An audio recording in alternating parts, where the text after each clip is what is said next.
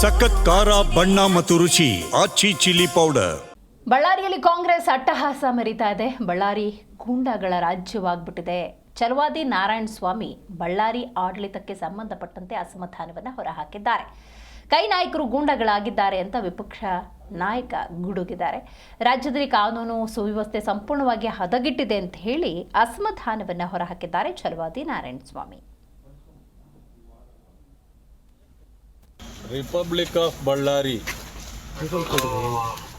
ದುಂಡಾವರ್ತಿ ಗೂಂಡಾಗಿರಿ ಈ ಎಲ್ಲ ವಿಚಾರಗಳನ್ನು ವಿರೋಧಿಸಿ ರಾಜ್ಯದಲ್ಲಿ ಕಾಂಗ್ರೆಸ್ ಅಟ್ಟಹಾಸವನ್ನು ಮೆರೀತಾ ಇದೆ. ಕಾಂಗ್ರೆಸ್ನ ಕಾರ್ಯಕರ್ತರು ಮುಖಂಡರುಗಳು ಗೂಂಡಾಗಳಾಗಿದ್ದಾರೆ.